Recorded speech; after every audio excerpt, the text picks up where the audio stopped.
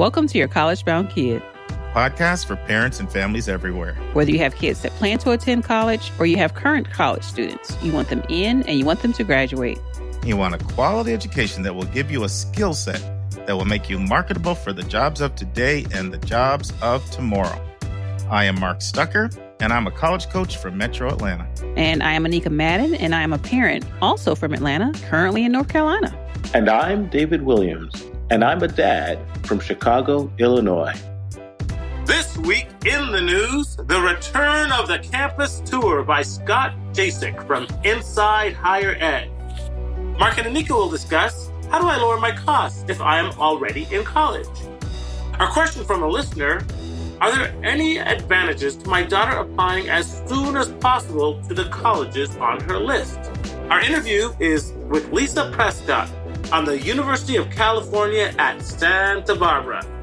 And because we're discussing Santa Barbara, we will not be having a college spotlight. Okay, friends, we gave you the big tease last week. We told you we had a special for you this week, and we said it's something we've never, ever done in any other podcast. So it's time to roll it out, and it's our only announcement of the day. We're having a double interview. Yeah! 2 interviews in one podcast. So there's no college spotlight, but we're replacing it with a second interview. Not only that, who is that second interview with? Dave's daughter, Lauren Williams. So near and dear to my heart. Yes. And Dave has not even heard the interview yet. And if you know him, that's incredible self-discipline for him to not say, send me the audio file. Of course, he tried. I did. Tells all the listening audience how much clout I have with higher management.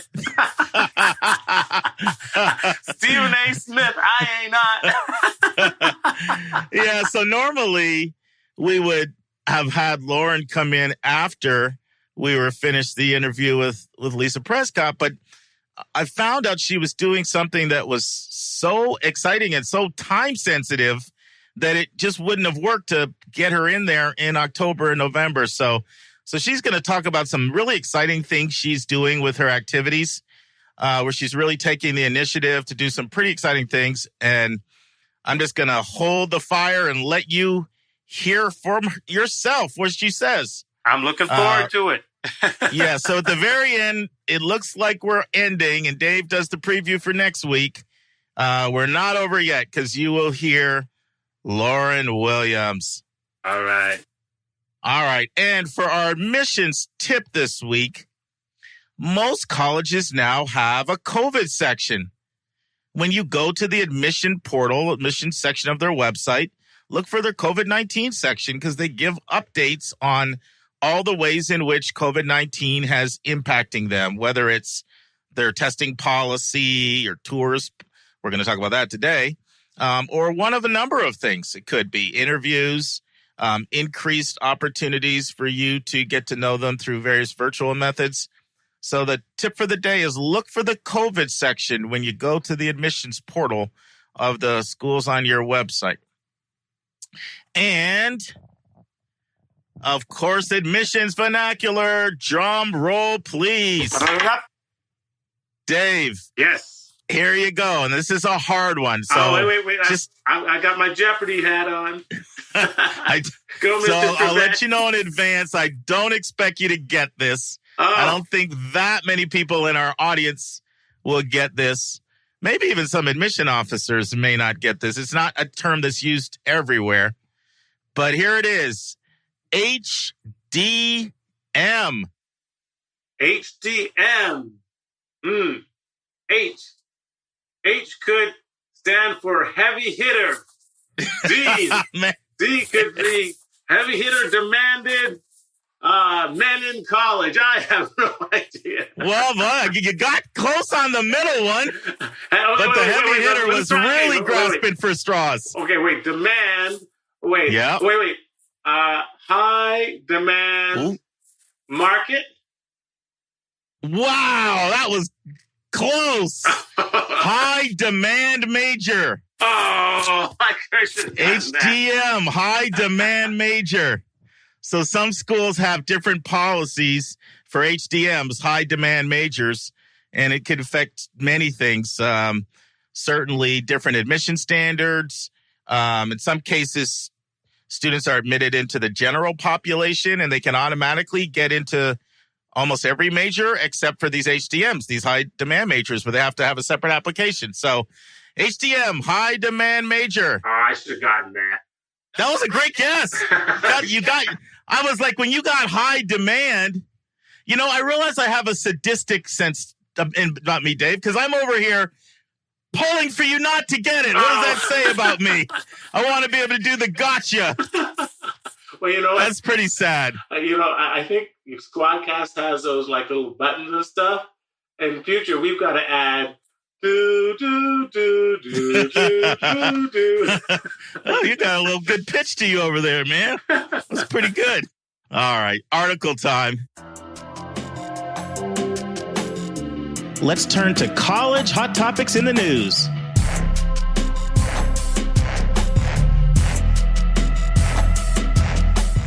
Article time. Okay. Well, the return of the campus tour by Scott Jaschik, Inside Higher Ed. Well, they start off saying that by and large, it's a virtual world out there. Harvards, the Princetons, the major state colleges have pretty much gone virtual in the age of COVID. But there are a few intrepid institutions who are now starting to emerge from the cocoon and break that trend. So they first profiled the College of Worcester. And the way that works is if you call the admissions office after you park their car, they'll tell you, don't come in. But what will happen is a tour guide will meet you in the parking lot. And then they'll go over some procedures that everybody has to walk 6 feet apart and everybody has to wear a mask. And they will take you on a limited campus tour. You'll see the interior of one building. You'll go inside one residence hall that's not in use. And they will also tell you to bring your own water bottle and one family per tour, and there will be no admissions to the cafeteria. But despite these restrictions, they have said that they have been having success with these tours. They've gone to about 8 tours like this a week. And whereas they used to have 40 to 60 people come on the campus tours, they're now getting about 28 or so. So that's sort of successful. They also profiled a couple other schools like Tulane that has 4 or 5 students coming per day. It's limited. They only have 12 people per tour. And they also say that there's a lot of social distancing. If you go into the main room, there's plexiglass barriers. People have to have face coverings. And visitors have to do a symptoms check where they fill out a symptoms-free form before they are admitted. And the tour guides are mic'd so everybody can hear them from a socially safe distance. Mark, I won't go through all the other different tours because it's mostly the same. But they talked about Texas A&M, University of St. Joseph in Connecticut, University of New England, and University of Southern Indiana, which had actually added the feature of car tours, where you can actually tour their campus in your car. So I'll stop there, Mark, and ask what you think about the emergence of the new college tour. Yeah, that was a great summary. And I just think it's gotten so much more complicated. I used to say to everybody, I'd say, go online well in advance, sign up for the information session and sign up for the tour. And then I'd tell them other ways they can customize their visit and arrange to meet someone who's important to them. And I'd tell them other things like eat in the dining room and make sure you talk to random strangers about their experience. But now when you sign up for the tour, there may not be a tour, first of all. A lot of schools don't have them. The virtual options are very plentiful. Lots of choices there. And the tour can mean completely different things to different institutions. So, Dave, you did a really good job of articulating the differences between some of these schools, but I'm just going to hit on a couple things you never mentioned. I actually do want to go through all the different schools that they mentioned that have different policies, because I think it proves the point of the differences. So for Worcester, I'm not going to mention all the things you already said, because you mentioned a lot of the things like meeting in the parking lot and, wearing masks at all times, can't eat on campus, no handing out water bottles. They also said no handshakes. That's right. Air high five. Yes. Yeah. Air high fives. Don't be offended. And it was actually Toledo that says we're reducing our tours from 11 to 8 a week. And we're reducing our number of maximum attendees on a tour from 60 to 28. And Toledo also gives a survey to everybody at the end. And so far, 100% of people have said, I feel completely safe. So Toledo makes the point that I think it's a competitive advantage for us that so few people are doing tours and we're doing them. Now, you mentioned several of the things about Tulane, about the plexiglass bars for distancing and the symptoms checks, the mic'd up tour guides to keep distance. Another thing is 12 max. They cut their tours at 12. St. Joseph's in Connecticut gives out face masks to everybody and gives out hand sanitizers to everybody. And then, University of New England, first, they had restricted tours only to people from Maine. Right. Only to Maine.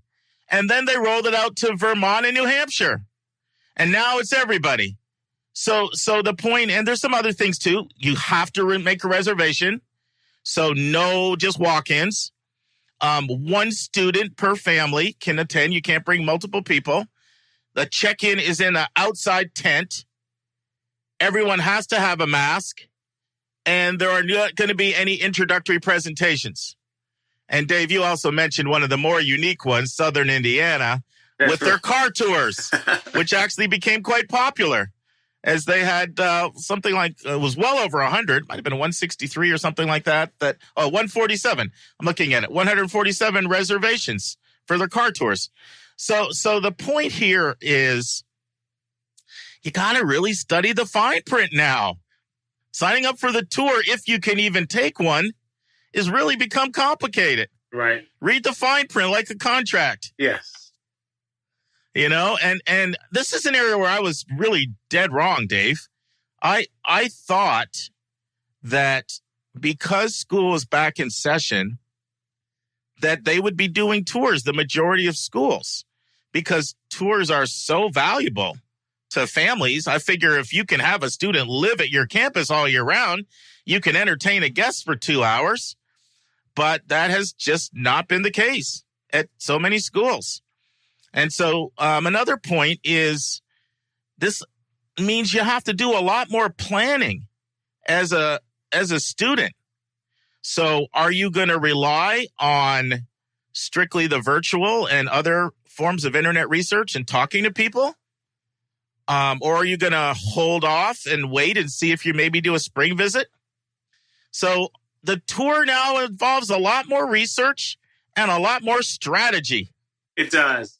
But, I do want to remind people that there's still a lot of value in, even without a formal tour, walking the campus or in some cases driving the campus. I know, Mark, you and I just love visiting new universities and just walking through and getting a sense of the feel and the architecture. It's not the same thing, but it does give you something. And then if you go into the town and there are some dine out options, you can get a feel for the town as well. But, at least it's showing signs of coming back. And that's always a good thing. Yeah. And here's what I would say. Just driving around and seeing a campus, it has its value, no doubt about it. In my opinion, I wouldn't hop a plane and go somewhere just to do that. No. If you happen to be in the area, that's absolutely better than not coming at all.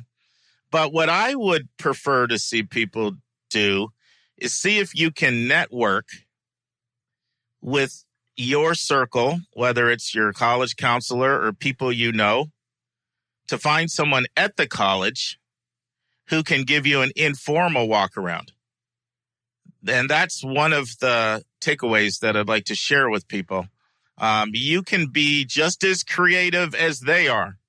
Yep. And that's something you absolutely can do. If you know the right person and they're willing to spend a little bit of their time, you can still implement their same basic safety guidelines, like the hand sanitizer and the 6 feet and the safety masks and all those things. And perhaps there's certain places you don't go, like the residence hall. But, the campus visit is a very important part of this process. It is. And we just wanted to let you know that there is a wide range of different approaches that colleges are taking to this right now. And it behooves you to do your research, see what their plan is, and either decide it's worth doing now or not doing now based on if you feel it's too limited. And if not, see if you can be creative and find a student who can take you around. Yeah, I got to say, Mark, one thing that really still hurts is not being able to eat. Because I remember one of the things I loved about visiting the campuses was hanging at those cafeterias and saying, man, they've got gourmet food. No. Well, what I like people to do is just to people watch in there. That's right. You really just, if you don't need to gawk at people and look like you're stalking them, but you can kind of pick up the culture. Yes, you can. Is it intense? Do people look happy and relaxed? Is there a lot of mixing for different types of people? You can watch and observe and pick up a lot from that. And, I'm a big advocate of randomly talking to students and telling them you're a prospective student. Can I ask you a question or two? And I've always said to people that nice begets nice. If you're nice to them and you just ask them for a couple questions, I do this myself as a 50-something, and I get over a 90% sure, I'll talk to you. So as a student, you're less scary than me. You're going to have you can expect a 90+%, sure, I'll talk to you response as well. But I can't say that to people anymore in this age of COVID. It's sure those numbers are down. But I still would advocate, be bold. Closed mouths don't get fed. Yeah. Still speak up. You don't have to be right in someone's grill, breathing in their face. And any final thoughts, Dave? Do you think we covered it? I think we covered it. My thoughts go back to when I was trying to convince my daughter to go to California and touring the Claremont and Pomona campuses in January and seeing all those kids in their shorts playing Frisbee and then coming back to Chicago. Yeah, died in the cold. Not that my daughter listened to me on that one, but that was a fun campus tour. There is one last thing I'll say, Dave, and then that's all I needed to say. So I mentioned do your research because of the differentiation you'll find from school to school. The other thing I'm going to say, and this was in this article, is this is changing. So once you look and you see, okay, this school is not doing tours right now, that doesn't mean they're not going to change their policy in the next 2 weeks or vice versa. So if it's a school you really want to get to, check every few weeks. Now it's time for our step-by-step walkthrough of the college admissions process.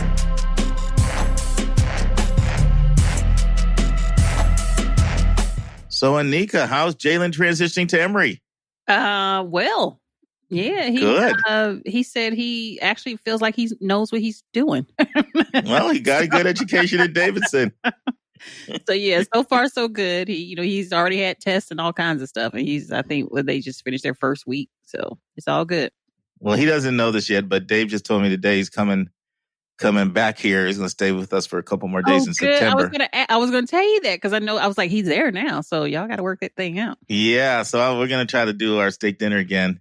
Okay. Get together with Jalen and Daquan and one of my other students that's in Emory Medical School. Oh, and we got to get you. It's a good time to come back to Atlanta, Anika, if you can get away. Well, somebody's birthday is coming up, so I don't know. I feel like I need to make my way there. You are more than invited. Dave wants to meet you as much as you want to meet him. Right? Ooh, yeah. Let's dig into that birthday time. Awesome.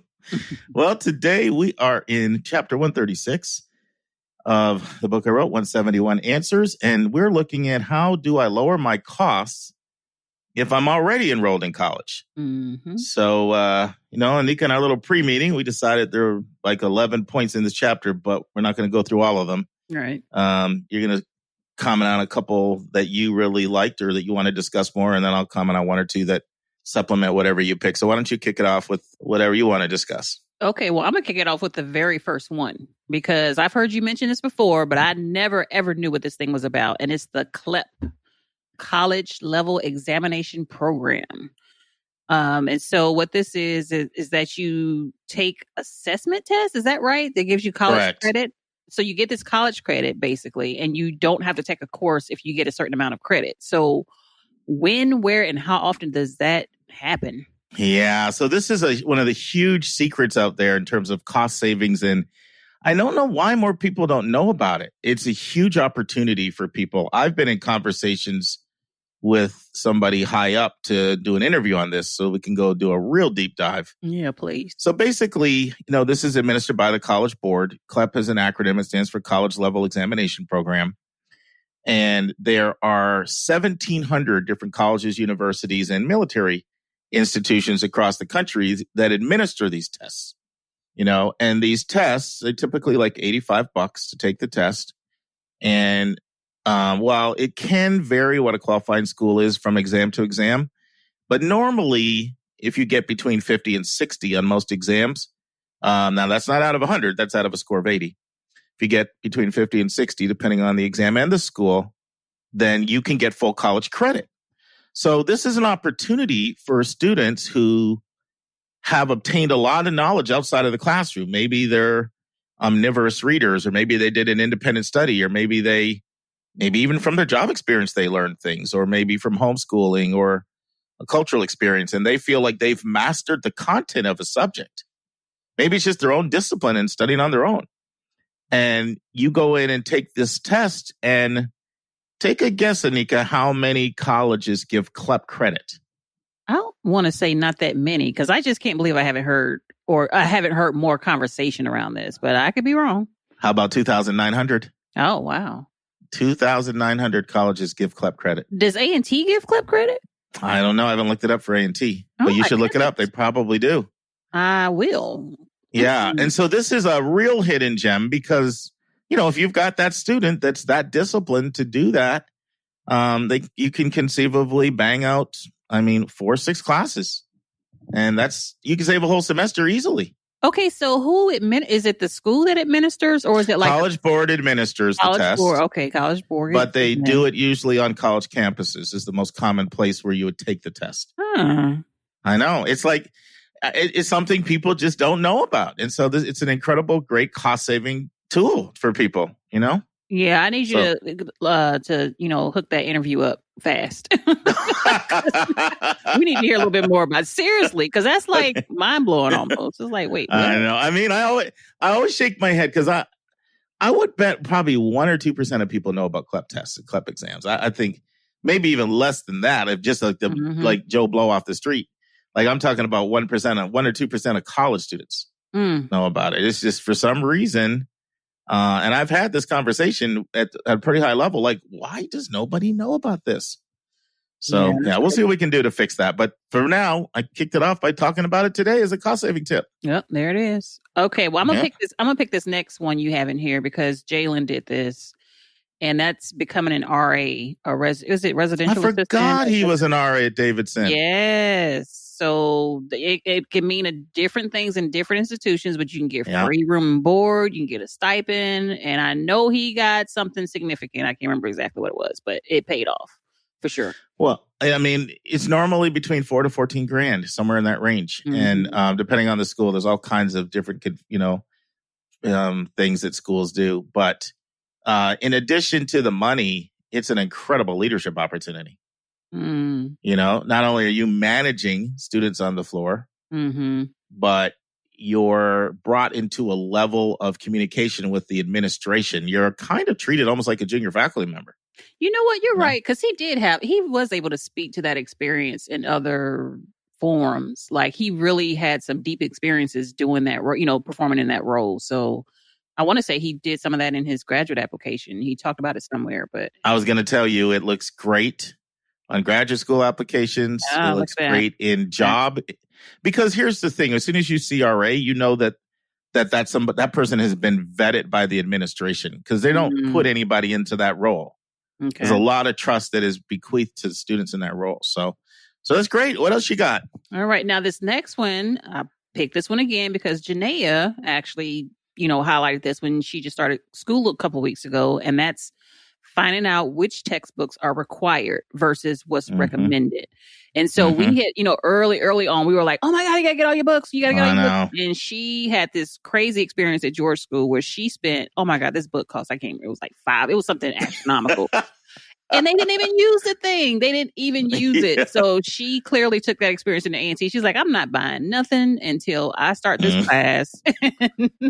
And I know exactly what I need to have. So but that's a big one, because you just assume, especially if it's your first round. I know. It's a freshman mistake. Yeah, you just think you got to have it all, and you don't really have to. And those books are not cheap. Oh my God. As everybody knows. I'm sure knows that. Anika and I are so grateful for everyone who has financially supported our podcast. It allows us to pay our staff and cover our other auxiliary expenses involved in having a weekly professional podcast. At the start of every month, we're going to start sending a special gift to anyone who financially supports your college-bound kid. I will be sending our donors this bonus content once a month directly to your email. The bonus content will be between 10 to 15 minutes in length. Usually it will be a college-related topic that I'm passionate about. Occasionally, it'll be another bonus hot topic in the news segment. Sometimes it'll be an answer to a question that one of our listeners submits to us via email. And you'll receive these monthly audio blogs for a gift of any amount. We know that $5,000 to one person is $5 to someone else, and we don't want your budget to be a hindrance to you receiving this additional bonus content. So if you want to support our show, just go to yourcollegeboundkid.com and click the donate button. And if you've already financially supported our podcast, you will automatically start receiving this bonus content via your email. This bonus content is our way of letting our financial supporters know in a tangible way how much we appreciate you. And if you have any questions at all about our monthly bonus content, just send your questions our way. That's to questions@yourcollegeboundkid.com. Once again, questions@yourcollegeboundkid.com. And, and I want to throw in a couple other things too, and that is both book rentals and pre-owned. Book rentals and pre-owned are substantial savings over having to buy everything new as well. Mm-hmm. Okay. And there's so many people out there doing it now. Obviously Amazon, Cheggs, Book Renter, Dorks Books. There's a lot of companies. A lot of times the bookstore will match Amazon now. The school bookstore, a lot of places. Yeah. So there's a lot of options with that, from finding out what's required to rentals to pre-owned. Yeah. What other cost-saving tips did you like in here, this chapter? Okay, well, let me pick another one. Let me see. Being a school ambassador, I learned about that a little bit later on, but we just never went down that path. But, apparently some schools pay these kids to be like the ones that take the, give the tours. And I'm sure, I don't know, do ambassadors do more beyond just giving the tours? I'm assuming there's more to it, maybe in some roles. So it varies a lot from school to school. There are a lot of, you see the full gamut here. So by the way, when we say ambassador, we're talking, it's a fancy word for tour guide, right? We're talking about tour guides. There, you'll see schools where being a tour guide is pure volunteerism. That's fairly common. It's also fairly common for it to be an hourly job, where students getting like $9 an hour or something like that. There are some schools that use students in a much more comprehensive role and have much more generous compensation. One of the students I worked with that went to Nova Southeastern in Fort Lauderdale, they were extremely generous. You got free room, didn't have to pay room for being an ambassador. Saved his whole fees of room. And then sometimes they use them in other roles too, like panelists. And some schools have positions where you kind of it grows into a opportunity that they refer to as like senior fellows. And sometimes you're even involved in the admission process.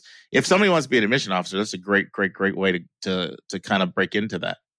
And senior fellows can do a lot of things. Sometimes they even can sit in the admissions process, and sometimes they can interview students. Okay. Yeah, I'll pick a few. One of them is, one I'm just going to touch on because we've already spoken about it, which is departmental scholarships. We did that just like 4 weeks ago. Mm-hmm. Yeah. You definitely want to look at departmental scholarships because most of them really are geared toward current students. And by the time now you're involved, you're in your department, that's really great. Another thing we've talked about before is building a relationship with the financial aid officer at your school. A lot of times they know of sort of secret stashes of money that may not be publicized everywhere. So those are ones. One I talked about in here is becoming entrepreneurial. Mm-hmm. Now, there's a lot of opportunities to becoming entrepreneurial. And I give, the example of, the person that does the hair in the dorm, and does the nails and does all that. Janaea knows. No, it can be really lucrative. I'm serious. Janaea knows. Trust me. Yes. What, did she do it? She started braiding like her senior year in high school. And she's good for her. Already had clients at A&T. Yes. See, boy, Jeanette, your kids I just need to bring your kids in for this one. Should have just interviewed your son and your daughter for this chapter. Right? Everything we talk about, they check in the box. They're checking the boxes. Well, but I'm threatening her too. I'm like, listen, don't be sitting over there doing hair and missing stuff. You got to stay focused here, girl. Now, here's one I'll share that's, somewhat controversial, but not if you understand it. And that is, sometimes it is cheaper to move off campus and get 4 people and rent a place out. I say it's controversial only because there is research that shows that getting detached from campus moves you from the academic epicenter, and you can get caught up in distractions. But both my kids were on campus 2 years, off for 2, and they both were like within a half a mile of the school. And so they were so close to the school, they felt so connected. And you can save a lot of money and get much better digs sometimes. And it's not for everybody, it's a personal decision, but it can be a way to save maybe as much as $5,000 and even have better living quarters, which my kids liked it because like Joy's in a house. She's literally in a house. There's 3 people in a house. She has her own big giant room with a huge walk-in closet and her own bathroom, giant kitchen. Great. And it's, in her case, it's not a huge savings, but I think it's like still a little bit of a savings. Maybe saving like $1,000, not a big deal. But so that's something to consider as well, And I think that's enough, Anika. I think we're not going to cover necessarily all these points, but we hit on 5 or 6 of them. I think those are the big ones.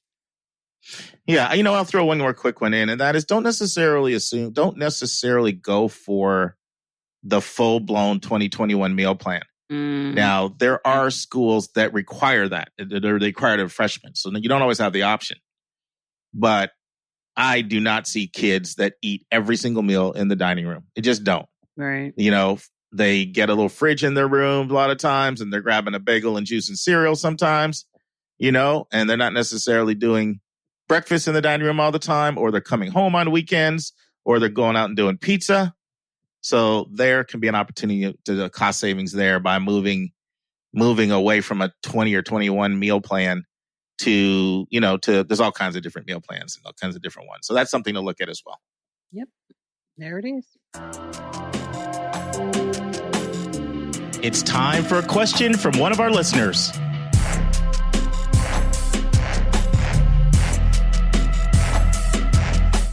All right, Anika. Question time from a listener. Well, question is actually from 2 listeners because they it is. They is. Yeah, 2 moms back to back asked the same question. Yep, 2 moms, one from Minneapolis and one from Alpharetta, Georgia. Gotta shout out their names. Adrian and Keisha, respectively. There we go. And their question is, are there advantages to applying as soon as possible to colleges? So how would you answer this, Anika? Well, I would like to clarify that question. So Are they saying like in high school, in freshman year, go ahead and make an application? No, they're saying as soon as the application becomes available. Okay. As soon as it opens up. Are there advantages like, let's say some schools open up August 1st, some September 1st, to getting it in right away? Yeah, well, I guess it depends if you're doing first of all, we know FAFSA is important to do right away. Right, but that's different. Right, that is different. But the application itself, I mean, if the kid is doing early decision, maybe. I don't know. I mean, early decision is probably just early decision, regardless of who comes in first. I don't know. All right, so let me approach it. I'm glad you kind of went in the direction of talking about an admission type, because that's how I want to approach this question. Okay. What is the admission type that you're using? But the first thing that I want to say is there's no disadvantage to turning it in early as long as you've done a quality application. Right. So as long as you've done a quality application, it's not a rush job. There's no disadvantage. The only possible time there could be a disadvantage, there are schools that will consider your transcript at the end of the junior year. But if you apply after the first semester of the senior year, then they'll take that semester into consideration. And if you think that you might not be meeting the admission standards without that extra semester, those situations don't happen that often. That's the only time when I could say it may be in your best interest to wait, other than the fact you haven't done a quality application. So there's no disadvantage, but let's talk about whether there's an advantage, and let's break it down by admission type versus admission type. And what I want to do is I want to focus on the 4 most common different types of admission. You may remember a long time ago, Anika, when we talked about the 15 different ways you can apply to college, and we went into all different, right? So, but I'm going to pick the big 4, the most common 4, and talk about them. So let's start with the one you mentioned. So for early decision, one thing I've learned, Anika, is people confuse early decision, early action all the time. So I kind of can't ever go over that enough. So with early decision, and keep in mind, early decision is actually offered by less than 300 colleges. So it's only about 1 out of every 8 4-year colleges that offer early decision, but it tends to be more selective schools and oftentimes private schools that tend to offer it. Not exclusively. So I can certainly think a lot of public schools. Virginia, for example, has quite a few have it. Certainly William and Mary, Virginia Tech, and UVA all have ED, but it's still not very common for public schools to offer ED. So for early decision, just to define it, with early decision, you have an early application deadline, and then you have an early notification date, meaning you'll find out if you're accepted, denied, or deferred, meaning you're pushed into the regular round. But if you get in, it's binding. You're committing to go. You're making a commitment to the school, and you have to sign it, and so does the school counselor, and so do your parents. So they try to make it pretty firm, although it's more morally binding than legally binding. And if they don't meet your financial need, you certainly can get out, but it's frowned upon to get out of that commitment. So in an early decision application, really the fact that you apply early decision is really how you're signaling your commitment level to the school. It's not necessarily that you got your application in right away. There's not necessarily an admissions advantage there. I'll come back and say something a little bit more about that in a second. Now, so that's the first thing. Now, in regular admissions, so just to define regular admissions, let's say regular admissions, there's a deadline of January 15th. Okay. What happens then is applications pile on up in a pile. So whether you apply in September or you apply January 12th, they pile up into a pile, and then the school releases decisions, usually in March, sometimes in February. So, but there's not necessarily a difference in terms of when your application notification goes out, or also even when it's read necessarily. Now, people are going into reading season after travel season. So now this year is different because travel season is a little different because COVID has impacted things. But typically there's heavy travel season in the fall, and then you go into reading season. And they're just kind of stacking up. So in that system, there's not an advantage to applying early. In early action, which similar to early deadline, early notification day, it's not binding though. You can still wait until May 1st, sometimes even June 1st for certain schools. And you can compare financial aid offers. You can do more research on school. You can visit. And that system, in most instances, there's not going to be an advantage applying early there either. I'm going to come back and mention one exception where there may be some very, very incremental advantage to doing it. The place where the biggest advantage, however, would be in the 4th main type of admissions type or method of applying, and that's rolling admissions. That's where you see the biggest advantage. So with rolling admissions, as applications roll on in, decisions roll on out. And so you can hear some schools, depending on the school, as soon as a few days after you've submitted, to usually up to 8 weeks. When they get busier, it's longer. There's a longer time before you're notified. But what happens in rolling admissions is as slots fill on up, it can get more competitive as slots filling up. So the admission standard can actually get higher, especially if they're having a record-breaking year and they're getting way more applications than normal. So in rolling admissions, it typically is in your best interest to apply as soon as you can. That would really be the one main time. The only other thing I'll say, and there's just this is going to be very, very subtle, and it's not necessarily a big deal. It's a minor thing. If there are some schools, these schools tend to be private schools that are moderately selective. Okay. And these are schools that really get to know their applicants well. Like the admission officer has a lot of communication with the student, and maybe the admission officer interviews the student and develops their own kind of rapport. If a student was to submit really early, it certainly makes a great impression. Schools like to know that you love them as well. And you are signaling your kind of alacrity for the school when you do that. Listen, this is not more important than a transcript, than test scores and curriculum, than recommendations, than activities, than writing, but it can make a great impression. So it just can make a great first impression. But that's not going to be the most selective schools. They couldn't care less about that. It's not going to be moderately selective schools. It's just there's a group just in between there. They tend to be smaller. They tend to get to know everybody really well. It just can make a real favorable impression that, wow, you're that organized, you're that efficient, and you seem really, really interested in us.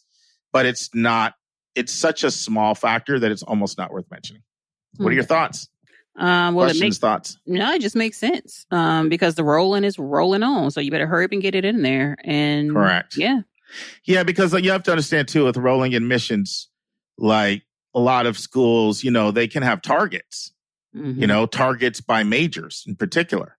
And so, depending on the school. And so especially if they're having a record-breaking year and they're getting a lot more applications in, you're going to be like, whoa, we want to save some spots for some heavy hitters. Like we've already accepted an incredible number of kids, and we still want to make sure we keep some slots open for other kids coming behind them. So that's the one time when I'll say it's in your best interest to do it. I will say this, there's some peace of mind benefits. Right. Okay. So there's definitely some peace of mind benefits to getting an early notification, especially if it's an acceptance. There's huge peace of mind benefits. But my understanding of the question was, is it advantageous in terms of increasing your admissions chances? So that's why I was mostly going down that path in terms of answering it. But there's definitely some peace of mind benefits, like finding out early. And to be honest, even if you find out if you're not in, like that may be painful, but it still lets you get your mind off that school and move on to other options. Yep. So that by far and away are the biggest advantages, are the peace of mind and how it helps you in the planning process. So what about the exceptions that you mentioned earlier? Which acceptance? Like the one I talked about, the moderately selective school that really gets to know the kid, that type of. Oh no, I thought I thought you were saying it was one exception within the.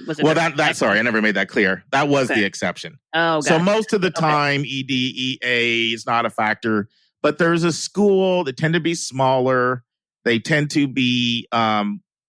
They really get to know, you'll see this with women's colleges sometimes, and sometimes other schools, they interview their kids. They really get to know them. They want you communicating with them regularly, and in those cases, for someone to know, you turned your application in already. Wow, it can sort of be a little bit, oh, I'm impressed type of thing.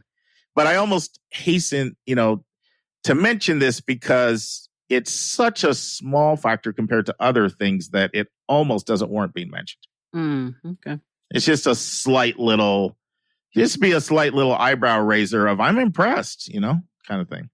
Okay. But believe me, being impressed will quickly dissipate if they open up that file and it doesn't look good. All benefit will be lost early or immediately. All right. I've answered this question about are there advantages to applying early strictly from the admissions standpoint. However, it should be noted that there can be substantial advantages to applying early from the standpoint of scholarships. Many colleges have priority deadlines that can be as early as October. Those who meet these priority deadlines are either prioritized for scholarships, and in many cases, the only ones even considered for scholarships are those who meet the priority deadlines. Some other schools give money away on a first-come, first-served basis. So the scholarship question is completely different from the admission question. It should also be noted that athletes who are being recruited should be aware that the longer they wait to commit, the more likely a coach prioritizes the other people he or she is recruiting who are willing to commit. The idea of you snooze and you lose is all too common with athletic recruiting. So hopefully we gave them answers to the questions. Okay, ladies, there you go. And by the way, friends, keep sending us these questions. Just send your questions into questions@yourcollegeboundkid.com. And don't forget, send us college spotlights you want us to do as well. Most of the college spotlights we've been doing lately have come from parents and students that have sent them in. I love getting them from students. Parents are cool too, but I love getting them from students. We like to be cool sometimes. We try. We usually fail, but we try. Right. It's hard to be cool when you're in your 50s. Oh, my goodness. Okay, friends, we are down to our last 2 weeks with Lisa Przekop. The first 2 weeks, she talked about something she feels very passionately about, which is the admission process for foster care youth. And then the next 2 weeks, she talked about something that so many of you have asked us to cover, which is how do the UCs make admissions decisions? And the last 2 weeks, Lisa will be talking about specifically University of California at Santa Barbara, better known as UCSB. So in part 1, Lisa gives the history of UCSB. Then she gives her 3 to 4 minute elevator speech that she gives when she does an info session. Then she talks about the biggest overlap schools. Students that apply to UCSB also apply to which schools? Who are the competitors, in other words? Then Lisa talks about why they lose students to other schools. And then she talks about their majors that they're most well known for, as well as some special programs that are really amazing, but not that many people know that they're outstanding. Listen and enjoy. And now, this week's interview with a special guest.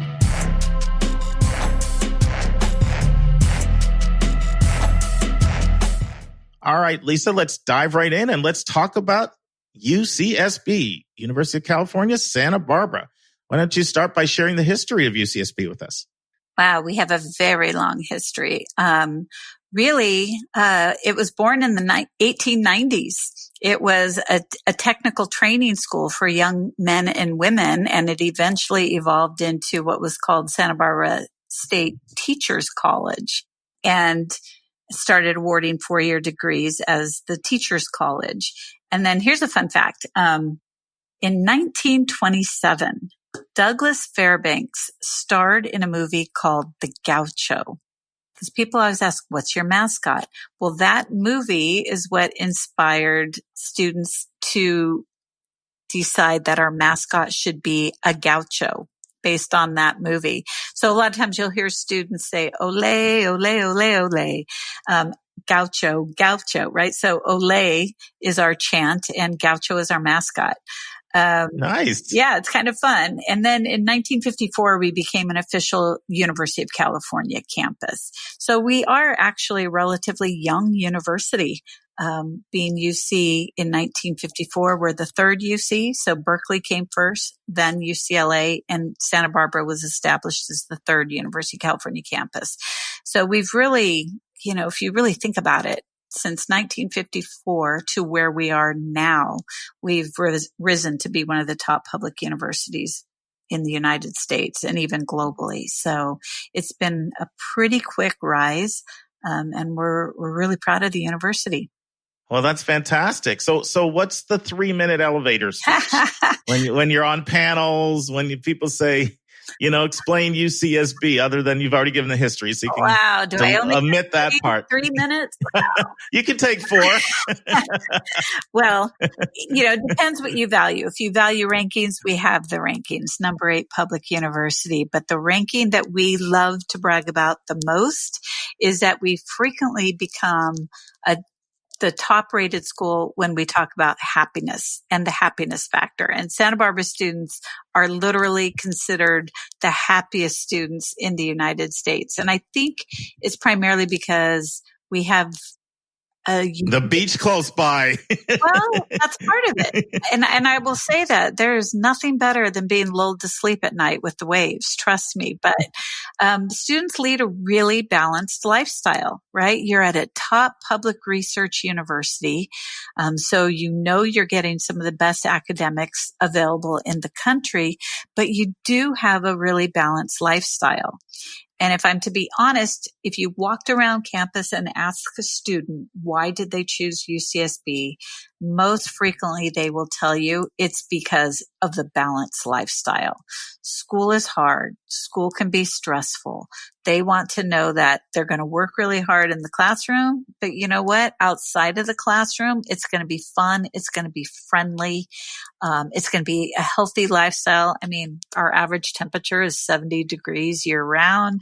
People are hard out to beat that. Yeah, you're outside, you're being physical, and it's super friendly. And then I think what people underestimate about Santa Barbara is our cultural diversity.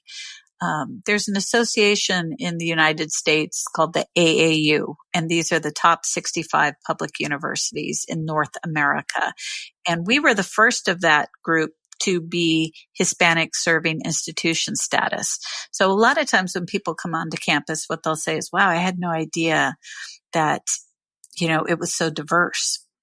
We have Nobel Prize winners, beautiful climate, rich heritage. Here's a fun fact, one that I like to share because people are always really surprised by this. So UCSB is one of the first locations of a system called ARPANET. ARPANET was a network of computers that talk to each other. UCSB was one, UCLA was another, Stanford, and University of Utah. So those 4 universities created this thing called ARPANET. And ARPANET is what is now evolved into the internet. So one thing about Santa Barbara is that we're very innovative.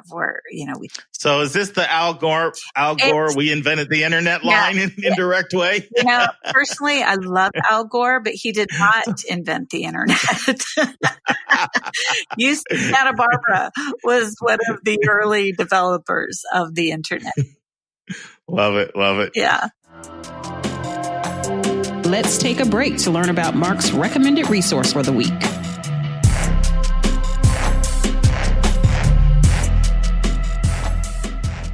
Our recommended resource is a book I should have recommended to you a long time ago on our podcast. Came out in 2019. If you are someone who is very intellectually curious about college admissions issues related to access, equity, social mobility, and how money and wealth impact access in college admissions, then a must-read book for your library is our book of the week. And the name of the book is The Privileged Poor. The subtitle is How Elite Colleges Are Failing Disadvantaged Students. The book is written by Anthony Abraham Jack. Now, Jack himself was a poor Black kid who grew up in Miami and went off to Amherst College. Jack currently is a sociologist and a professor at Harvard and a prolific writer on social class and education. In The Privileged Poor, Jack debunks the myth that low-income first-generation kids are a monolith. In fact, he says there are primarily 2 types of low-income first-generation kids on a college campus. There are what Jack calls the privileged poor. These are students who are poor by their socioeconomic status, but they went to elite prep schools for high school, either boarding schools or day schools, and they learned how to navigate themselves through the terrain of wealth. And there are what Jack calls double disadvantaged students, kids like Jack himself, who were raised in poor, segregated public high schools and go off to a place like Amherst where Jack went, or to the Ivy League. Jack recounts how different the experiences are for the privileged poor versus the double disadvantaged students. If you're interested in issues of social mobility and issues of race and class and gender and college admissions, this is a must read. Jack does a great job of letting you feel what it feels like being poor and being from a totally foreign world when you're on an elite campus surrounded by wealth. Personally, I just could not put this book down once I started reading. I can't recommend it enough. We will now return to my interview with Lisa Przekop. So I've got a two-part question for you. Who are your biggest overlap schools, cross-apps? And when students select you over those schools, what are the reasons they tell you they chose UCSB? Well, clearly our biggest overlaps are the other UC campuses. Of course. And within those, it would be San Diego, Irvine, and UCLA are where we see the most overlap. Mm-hmm. But just nationally, if you look at all schools that we overlap, again, that balanced lifestyle is usually the reasons students will state why they chose us over another school, is they were looking for the balance. And then we do have some unique programs that, we're globally known for. But I think the students choosing Santa Barbara wants to be active in the community and active in their academics. And you can easily do both at UCSB. What about outside of the UCs? Who do you overlap with the most? Outside of the UCs, we see a lot of crossover with Boulder, with University of Oregon, with Cal Poly San Luis Obispo, Cal State Long Beach, San Diego State. That's probably the schools where you would most likely see if they've applied to us. They very often are applying to those schools as well. University of Washington. Let me ask you the opposite question. So when you lose students that you admit maybe to those overlaps and they go elsewhere, and you have internal surveys, or anecdotally, you build that anecdotal database over years. What are some of the common reasons why people choose not to enroll with you? Common reasons are usually misperceptions. Students think, oh, they're on the beach. It must not be very serious. In fact, our chance. Miami struggles with that. But a party school, not seeing the academics. Yeah. And I always show people pictures of the beach. I'm like, look closely. The beach is empty. We are not. Our chancellor, Henry Yang, has a funny line that I like to repeat. He always says, you don't just lay around the beach and win Nobel Prizes. We are in a beautiful location, but I think sometimes people take us less seriously because of that. They think they don't understand that we're as academically rigorous. Students will choose schools, and this, counseling students, they go for the big names, right? They want the famous college names. And while we're really well known in California, we're less known outside of California. People know of UCLA, they know of Berkeley, they know of schools that have big sports programs, for instance. And sometimes they choose it because we're a small town and they're looking for a bigger urban setting. All those reasons make sense. Now, you mentioned earlier that you do have some really special programs, some really strong departments that you're I know all your programs are strong, but some are maybe even stronger than others or reputationally, so what are some of those programs that you have or majors, that are national draws for you or that help you even within California yield those top kids? Right. And, I have to be careful because, of course, as you said, all our programs are strong. We wouldn't offer a weak program. So I don't want to get myself in trouble with any of our esteemed faculty. But hopefully they're not listening. But I do think that students often know of us based on, for instance, our Nobel Prize winners. So you will hear a lot about our physics and chemistry and economics programs because we do have Nobel Prize winners there. Within math, we have a Fields winner at UC Santa Barbara, which is the equivalent of a Nobel Prize in the field of math. So you'll hear a lot about us in those areas. Environmental studies. Boy, if you're looking at the environment, you should be looking at Santa Barbara. Aquatic biology, obviously because of our coastal location, we're doing top tier research. But then even smaller programs like our ethnic studies programs, we have some of the original ethnic studies programs in the country. I hear students all the time say they want science, and they think science only means biology. But our earth science programs, geology, geography, geophysics are phenomenal. Our sociology program has been ranked #1 in the country. And then we have a really unique program, and I don't have time to go into it all now, but students who are interested in doing high-level research at an early stage in their academics should look at our College of Creative Studies. They offer majors in biology, chemistry, physics, biochemistry, math, painting, sculpture, English, and writing. And the students in that program are doing high caliber research starting as early as their first year at the university. So that is a very unique program in the country. And students who have a passion for one of those fields should definitely look at the College of Creative Studies. I can tell you've been doing this for 35 years. That just glibly just cascaded right off your lips. Like you were ready for me. I say especially that creative studies program, because people see the title creative and think it's only the arts. And I said, no, we're trying to teach you to think creatively, think like a researcher, think like someone who's creating new knowledge. You can do that in the arts, but you can do that in the sciences as well. So it's a totally unique program, and really students who are just obsessed with, say, I'm obsessed with physics and it's all I've ever wanted to do, then you should be looking at creative studies physics. Next week in the news, a guide to virtual college admissions by Josh Moody of U.S. News and World Report. Mark and Anika will discuss, what do I need to know about state-based aid?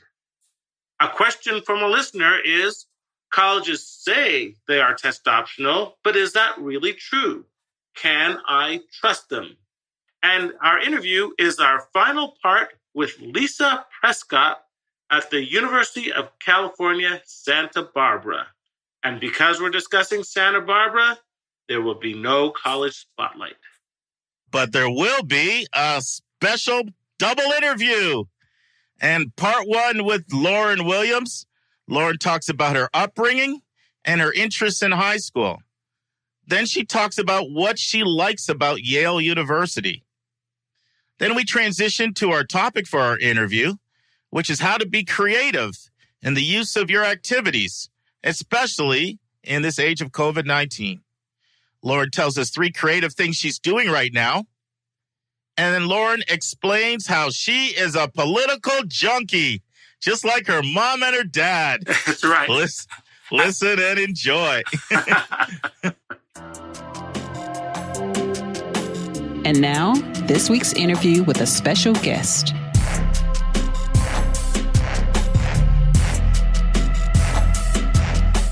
I'm here with Lauren Williams. Welcome to the Your College Bound Kid podcast, Lauren. Thank you for having me. So, friends, you may recognize that last name, Williams. Yes, Lauren is the daughter of co-host Dr. Dave Williams and Dr. Frieda Williams. And I don't think Lauren remembers this, but I stayed in your house in Chicago when you were like 2 or 3. That's the first time I met you, but you probably don't remember that, do you? No, I don't. That's okay. I didn't make much of an impression. Well, everything like before 4 it's gone, unfortunately. Hey, that's okay. It'll just get worse when you get older. Yeah, I always feel bad when I meet family members and they'll say like they know me and I have no idea who they are. You're not one of them, but that happens relatively a lot. Well, I started working with you more closely when you were in the 7th grade. I know then. Remember then? You were considered boarding schools and we did that search around the East Coast. Yeah, that was when I was like huge into Harry Potter and I was disappointed that it wasn't like that. And so I was like, you know what? Maybe I'll just stay at home, be with the family. Yeah, Lauren did a boarding summer camp to give it a shot and said, no, I'll stay home. And then, of course, we worked together through your college process as well. And we've kind of been in touch ever since. But why don't you start and kick it off by giving us your 3-minute overview of your life, where you're born, raised, what you're doing now, any interests you have, just kind of whatever you want to share. Okay, great. Well, yeah, I was born and raised in Chicago. And I guess the basic information, if you miss it, is that I am the co-host's daughter. I am David's daughter. I guess for better or for worse, I don't know. But he's great. He's great. Taking a pot shot at your dad, a little humor, though. I see that. So yeah, hopefully he won't be offended, but I think he'll be fine. He can take it. He's got thick skin. He gets it from me every week. Yeah. So I was born and raised in Chicago, and I have done a lot of things, I guess, over the course of middle school and high school. It really kind of just depended. In middle school, I was really into creative writing, and I used to take my dogs with my parents to different hospitals, and we would see cancer patients or people who were developmentally disabled. And that was the main community service thing that I did all throughout middle school and high school. And in high school, that's when I transitioned a little bit more into science instead of creative writing. And I worked in a couple of cancer research labs, and I was just an intern mostly, but I was able to learn about breast cancer and, or breast cancer predominantly, and a couple others here and there just with given speakers. And yeah, then coming into college, I actually spent my first year being pre-med until at the end of the year or so, I realized that I actually think I'm going to go back to more of a humanities bent, and probably in terms of economics and political science. But I did a couple things, I guess, throughout the year. I helped write a play, but unfortunately it got canceled due to COVID. I was planning to work in a science lab over the summer and research climate change and things like that. And yeah, I guess that's the summary.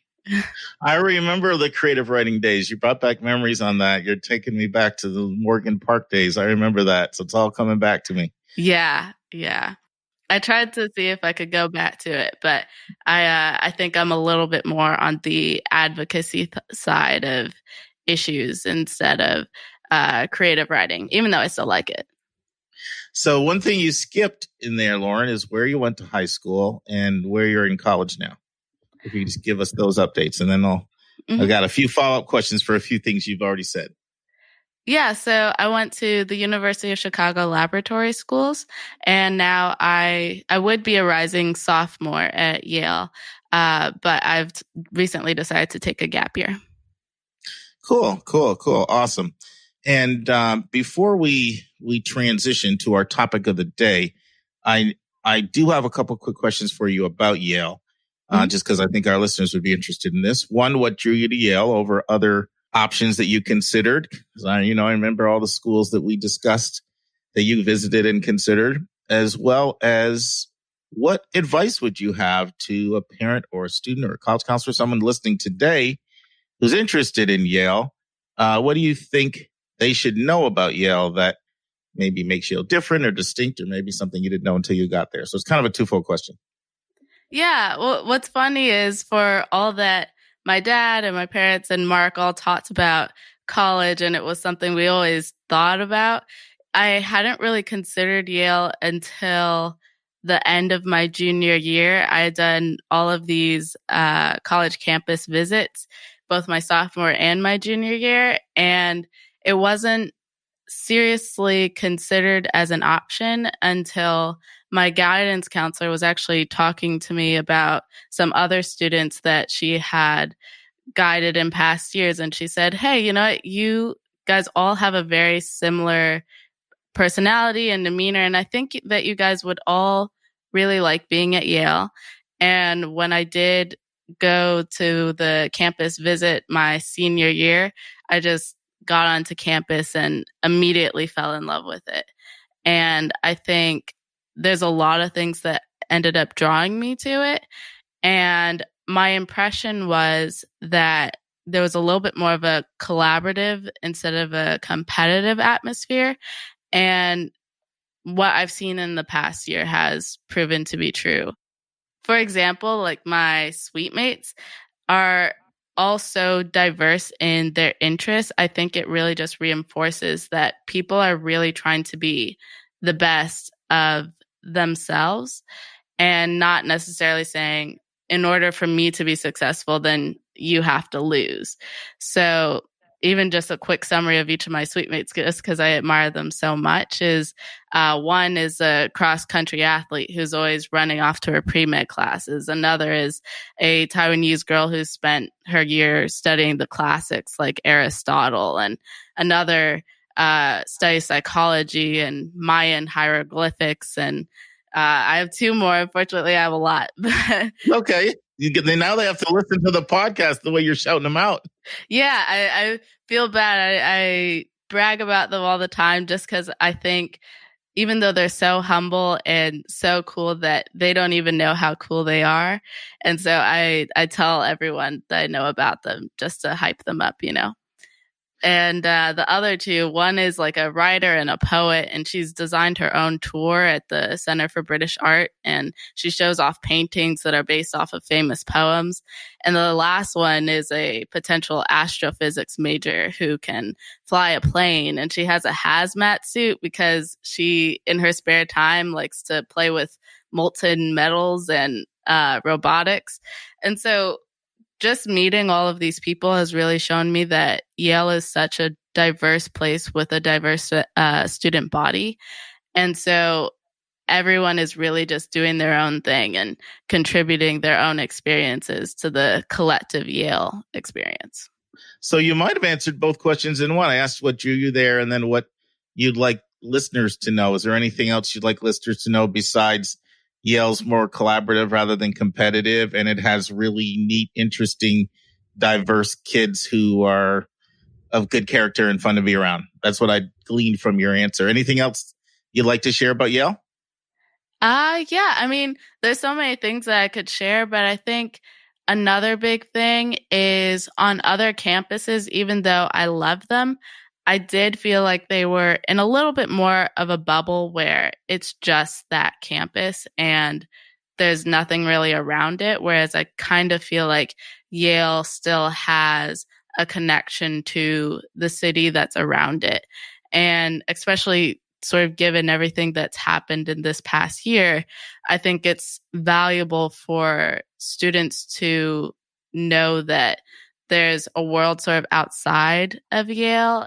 I feel like you're able to see other people outside of that college bubble. And I think it just reminds you that you can't think that because I go to this Ivy League school that I'm better than other people, because there are phenomenal sets of people who are all around you. And you might see them in the dining hall and how they specifically go out their way as workers, for example, to have a conversation with you. And it could be about foreign policy, but they don't necessarily have to be students. So, and I think that extends to the greater New Haven as well. So, yeah. Mission office needs to like blast this out. This is good stuff. You know, I remember when Dave called me and he's like, my daughter doesn't like Princeton. She likes Yale. Yeah. And he said she was raised in Chicago. I think she likes the urban hipster thing. It's just got more of a little city vibe, and I think it's drawn her in. But he's come to admit that it was the better match over time. It just took him a little while for his bruised ego to heal. Yeah. I liked Princeton when I visited it, but unfortunately, it wasn't meant to be. Yeah, I think did you feel he kind of feels like you wanted to feel like you got in on your own too without any connections or anything like that. Did that have anything to do with your decision or not? I don't think so. I mean, maybe on a subconscious level, but I think when I did end up visiting Yale, I did really have that feeling of this is what fits me.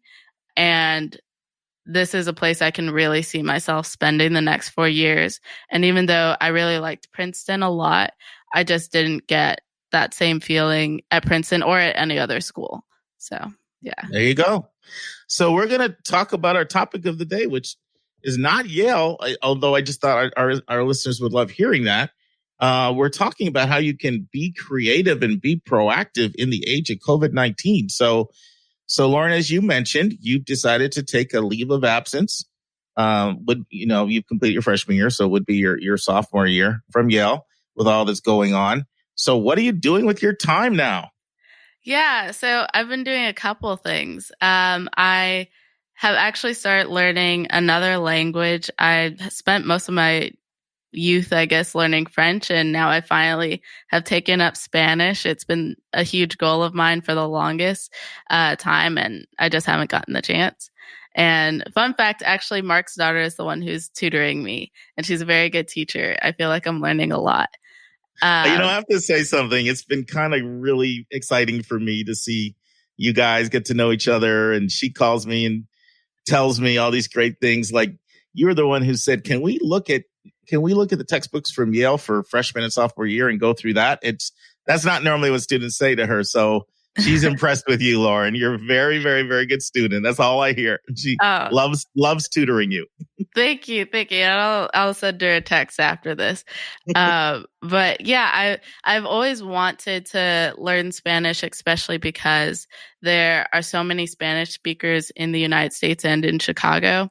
And even though I started with French, I didn't want to finish it, and I didn't want to, stop it, and I wanted to become proficient in it before I started another language. So that's why I finally picked up Spanish. I have another question for you on that before you get into the other things you're doing. Yeah. How have you found how has it gone going from trying to knowing French very well and to learning Spanish? Like, do you feel your knowledge of French is making Spanish easier because there's some similarities, or do you feel it's more confusing? I think it's made it easier. I think one thing that can be difficult sometimes is you'll have a lot of cognates with French and Spanish, and the two words are pronounced differently. And I'm so used to speaking it in a French accent that a lot of my Spanish just sounds kind of French right now. So I'm still kind of working on making sure that I pronounce everything correctly. And it can even go back to the different ways that you say your R's. So in Spanish, you use sort of the front of your tongue, and in French, you use the back of your tongue. So I can do the French one fine, but the Spanish one, it's killing me. I practice it all the time. I still haven't gotten it, but it's my goal. There you go. You need a challenge. Yeah. So I know you got a few other things going on this summer. Learning Spanish is one, not just the summer, but I guess into the fall and spring. What else is going on? What else you have on your plate there during this COVID-19 leave of absence? So I've been working with, two major organizations. The first one is a climate advocacy group called Students for Carbon Dividends, and it essentially advocates for a carbon tax and fee plan.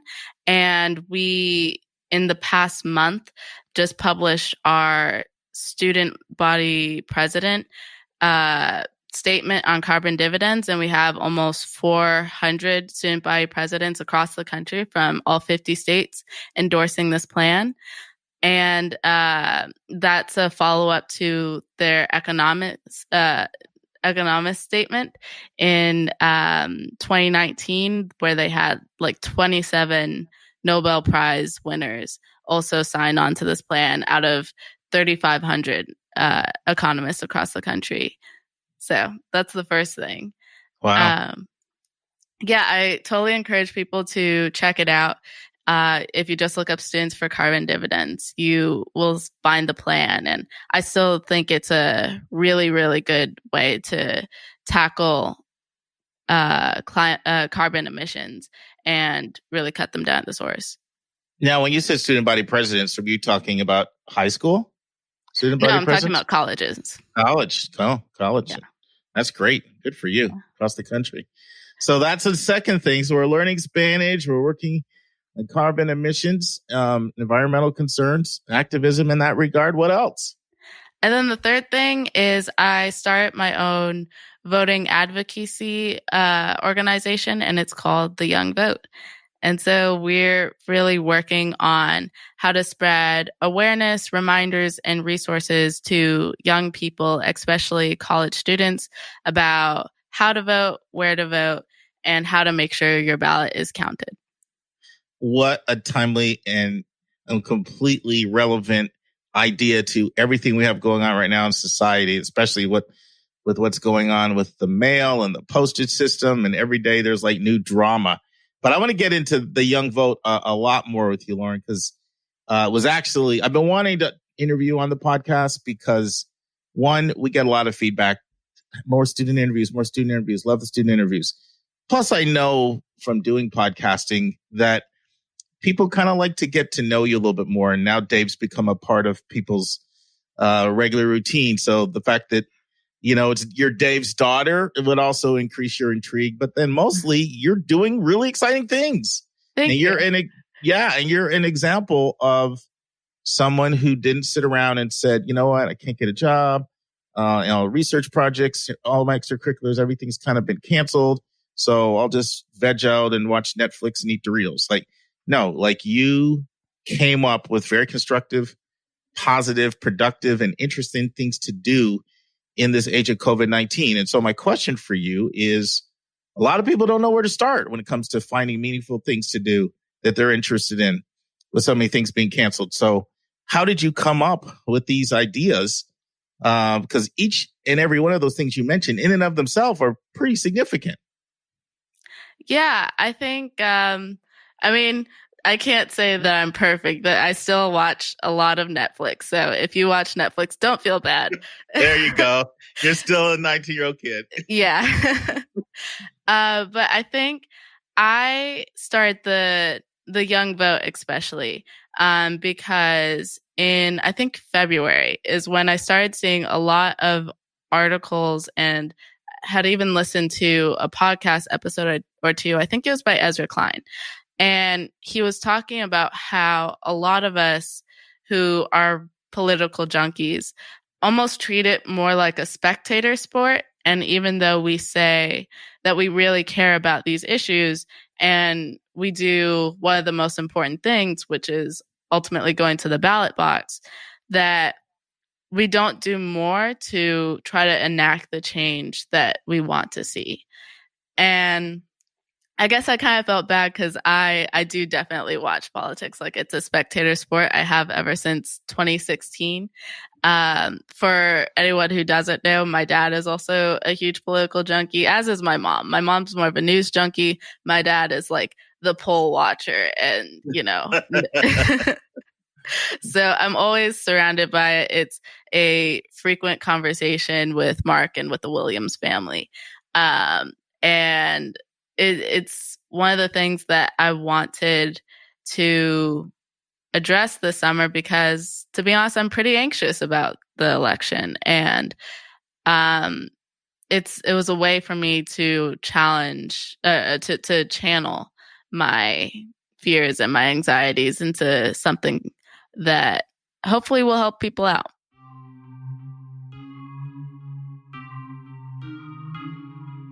And that's our show. A big thank you to you, our listeners, for tuning in this week. Your College Bound Kid is produced by Dave Vasaya of podcastengineers.com. If you find this podcast helpful, it would help us tremendously if you would subscribe and write us a review on your favorite podcast listening station. And please be sure to click the share button and send this to someone you know that can really use this information. The amazing music that you hear is by Victor Allen Weeks. Our image editor is Tauha Khan. Webmaster is Stalianos Dimitru. And marketing designs are by Kimberly Blass. And if you want to get a copy of the book, 171 Answers to the Most Asked College Admissions Questions, you can go right to 171answers.com.